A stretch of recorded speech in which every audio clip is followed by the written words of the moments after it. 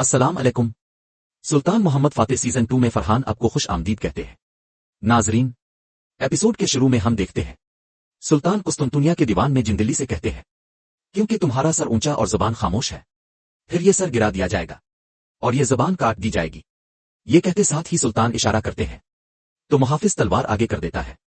سلطان مزید کہتے ہیں یہ حساب کا وقت ہے جندرلی۔ سلطان کی بات سن کر جندلی پگڑی اتارتے ہوئے کہتا ہے اگر میرا سر اونچا ہے تو وہ اب کے مجھے بخشے گئے وزیر اعظم کے عہدے کی وجہ سے ہے، اگر میری زبان خاموش ہے تو یہ اس لیے ہے کہ غداری کے الزام کے خلاف کہنے کے لیے میرے پاس الفاظ نہیں ہے۔ سلطان کہتے ہیں اسے طول نہ دو خلیل، جب اورحان کا ہاتھ تمہاری جانب بڑھا تو تم نے اسے چوما نہیں چوما۔ یہ سنتے ساتھ ہی جندلی اس لمحے کو یاد کرتا ہے جب اورحان نے اپنا ہاتھ اس کی جانب بڑھاتے ہوئے کہا تھا میں زیادہ تم سے کچھ نہیں چاہتا، میرا ہاتھ چومو، بیعت کرو اور زندہ رہو۔ مگر جندلی نے اس کا ہاتھ پکڑ کر جھٹک دیا تھا اور کہا تھا اورحان، کیا تم نے مجھے ایسا آدمی سمجھا ہے جو عین گرتے وقت بھی بڑھنے والے ہاتھ کو چوم لے گا؟ اگر تم میرا سر کاٹ کر نیزے پر رکھ دو تب بھی میں تمہارا ہاتھ نہیں چوموہے گا۔ یہ کہتے ساتھ ہی جندرلی وہاں سے چلا گیا تھا۔ اس خیال کے بعد جندرلی کہتا ہے میں نے کبھی بھی آپ کا نام بدنام کرنے جیسا کوئی کام نہیں کیا، نہ ہی کبھی کروں گا۔ میں نے آج تک جو بھی کیا وہ ریاست عالیہ کے فائدے کے لیے کیا ہے۔ جندرلی کی بات سن کر سلطان نطرس سے پوچھتے ہیں جو اس نے کہا کیا یہ سچ ہے؟ جوابا نطرس کہتا ہے بالکل یہ سچ ہے۔ اس نے نہ قسطنطنس کے سامنے سر جھکایا اور نہ ہی اورحان کے سامنے۔ نطرس کی بات سن کر اسحاق کہتا ہے یہ سب تو ٹھیک ہے، مگر ہمیں کیسے پتا چلے گا کہ یہ نطرس کافر جھوٹ نہیں بول رہا؟ نطرس کے جواب نہ دینے پر سلطان کہتے ہیں اسحاق پاشا تم سے کچھ سوال کر رہے ہیں۔ دوسری طرف غدار اورحان ایک کمرے میں بیٹھا خنجر تیز کر رہا ہوتا ہے۔ اسی لمحے احسان کچھ سوکھی روٹی اور پانی لے کر آتا ہے اور کہتا ہے مجھے معاف کر دے میرے سلطان، ہمارے پاس اس سوکھی روٹی کے سوا کچھ نہیں بچا، اگر آپ چاہیں تو میں باہر جا کر۔ مگر اورحان اسے روکتے ہوئے روٹی کے 2 چھوٹے ٹکڑے کر دیتا ہے اور وہ دونوں بیٹھ کر روٹی کھانے لگ جاتے ہیں۔ پھر اورحان کہتا ہے تم نے پہلے الفابرانوس اوغلو کی پیٹھ میں خنجر گھونپا تھا، الفابرانوس تمہیں صرف تمہاری بو سے بھی پکڑ سکتا ہے، اگر اس نے تمہیں پکڑ لیا تو تم اپنے مرنے کے لیے دعا کرو گے، مگر دعا بھی قبول نہیں ہوگی۔ احسان کہتا ہے لیکن ہم کب تک یہاں بھوکے پیاسے رہ سکتے ہیں؟ جوابا اورحان کہتا ہے بس ذرا مامت کو راضی کر لے، اس کے بعد کام آسان ہو جائے گا۔ احسان پوچھتا ہے اگر وہ اسے قائل نہ کر سکا تو کیا ہوگا؟ احسان کی بات سن کر اورحان غصے سے اسے دیکھنے لگ جاتا ہے۔ ادھر سلطان کے دربار میں اسحاق کے سوال کا جواب دیتے ہوئے نطرس کہتا ہے اگر میں چاہتا تو میں جندلی کے ساتھ اپنی نجی ملاقات کو راز رکھ سکتا تھا، میں یہ بات بھی چھپا سکتا تھا کہ میں اسے اورحان کے پاس لے گیا، لیکن میں چاہتا ہوں کہ آپ جان لیں کہ میں نے جو وعدہ کیا میں اس کا وفادار ہوں۔ میں دہراتا ہوں کہ جدرلی نے آپ کے دربار میں سچ کہا ہے۔ سلطان یہ سن کر سلطان پلیتنوں کے پاس آ کر پوچھتے ہیں اگر میری جگہ پہ قسطنطنس ہوتا تو وہ کیا کرتا؟ جواب آیا پلیتنوں کہتا ہے اس کا سب سے بڑا دشمن اس کا شک تھا جناب، اگر اسے نطرس، خلیل پاشا ان دونوں میں سے کسی ایک پر بھی شک ہوتا تو وہ ان دونوں کو صفحہ ہستی سے مٹا دیتا۔ سلطان کہتے ہیں تمہارے اور ہمارے درمیان سب سے بڑا فرق یہی ہے، فرق یہ ہے کہ تم مارنا جانتے ہو، ہم موقع دینا جانتے ہیں۔ پھر جندلی سے کہتے ہیں خلیل میرے ساتھ پھر کبھی جھوٹ مت بولنا، وہ چاہے میرے فائدے کے لیے ہی کیوں نہ ہو۔ جندلی کہتا ہے جو آپ کا حکم میرے سلطان۔ سلطان کہتے ہیں دیوان ختم ہو چکا ہے، اسحاق پاشا کے سوا سب لوگ چلے جائیں۔ دوسری طرف گنادنوس سلطان کے حکم پر عیسائیوں کے حالات لکھ رہا ہوتا ہے۔ وہاں موجود ایک پادری اس سے کہتا ہے گنادنوس تمہارے پیچھے عیسیٰ کا عکس ہے، مگر تم مسلمانوں کے سلطان کے لیے دستاویز تیار کر رہے ہو۔ گنادنوس تم جس طرح کی غلطی میں پڑے ہو کیا تم نہیں دیکھ رہے؟ جوابا گنادنوس کہتا ہے تم مجھ سے کیا کرنے کی توقع کر رہے ہو؟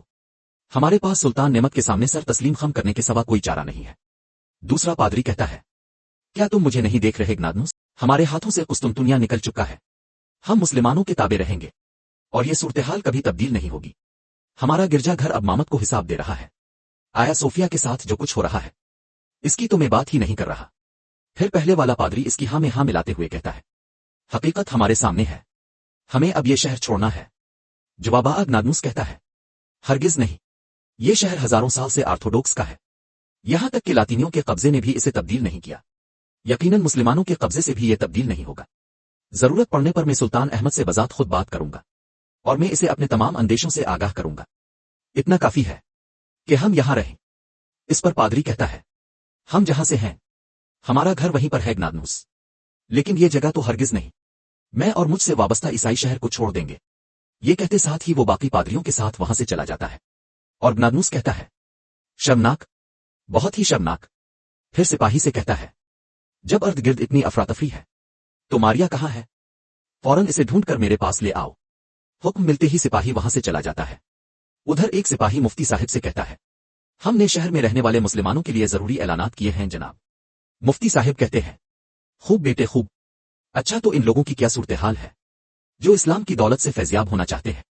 مگر سپاہی کے کچھ جواب دینے سے پہلے ہی ترک لباس میں ملبوس فاطمہ وہاں آتی ہے۔ فاطمہ کو دیکھ کر مفتی صاحب بہت خوش ہوتے ہیں اور کھڑے ہو کر اس سے ملتے ہیں، پھر اسے پیار کرتے ہوئے کہتے ہیں میری پیاری بیٹی، تو تم آ گئی؟ ہاں، ہمارے رب کا شکر ہے کہ تم خیریت سے ہو میری بہادر بیٹی۔ جہاں بہت سے جوان مرد اور بہادر ناکام ہو گئے، جہاں بہت سی خواتین خوفزدہ ہو گئیں، وہاں پر تم کامیاب ہو گئی ہو۔ میری پیاری فاطمہ، جو کچھ تم نے دین اسلام کے لیے کیا ہے یہ مجھے تم سے محبت کرنے پر مجبور کرتا ہے۔ فاطمہ کہتی ہے میرے پیارے بابا، جو کچھ میں نے کیا آپ نے مجھے سکھایا، یہ سب آپ کی اور بہادروں کی دعاؤں کا نتیجہ ہے۔ میں نے یہ محبت اور کوشش اب سے سیکھی ہے۔ فاطمہ کی بات سن کر مفتی صاحب اسے گلے سے لگا لیتے ہیں۔ دوسری طرف سلطان اسحاق سے کہتے ہیں ہر وہ شخص جس نے حق کی خاطر میدان میں تلوار چلائی، اس کی زمین کو مستردی دی جائے گی۔ جو بھی غلط ہونے کے باوجود پیچھے کھڑا رہا وہ اپنی زمین کھو دے گا۔ یہ کام بذات خود تم دیکھو گے اسحاق۔ اسحاق کہتا ہے جو آپ کا حکم میرے سلطان، اگر آپ اجازت دیں تو میں سردار اعلیٰ کے فریضے کو ادا کرنے کے لیے برسا جانا چاہتا ہوں۔ مگر سلطان کہتے ہیں رکو اسحاق رکو، دیوان بلایا جائے گا، نئی ذمہ داریاں سونپی جائیں گی، جو بھی ہو تم یہیں رکو۔ پھر اسے اپنی مہر دیتے ہوئے کہتے ہیں مشرق، مغرب، شمال اور جنوب، بحیرہ روم، سیاہ، پیلے اور سرخ سمندروں تک میری فتح کی خبر میری مہر کے ساتھ بھیجو۔ اسحاق حکم ملنے پر اسحاق مہر لیتے ہوئے کہتا ہے ہمارے تیز گھڑ سوار تیار ہیں، میں انہیں بجلی جیسی رفتار سے بھیجتا ہوں۔ دوسری طرف شہاب الدین پاشا اور زگنوس پاشا بلندی سے قسطنطنیہ شہر کا نظارہ کر رہے ہوتے ہیں۔ شہاب الدین پاشا کہتے ہیں کتنا خوبصورت شہر ہے نا جگنوس پاشا۔ جگنوس پاشا کہتے ہیں ایسا ہی ہے حقیقتا، یہ شہر بہت خوبصورت ہے۔ اتنی جنگ اور اتنی پریشانیاں، یہ واقعی اس شہر کے قابل تھی۔ اللہ ہمارے شہداء سے راضی ہو اور ان کا مقام بلند کرے۔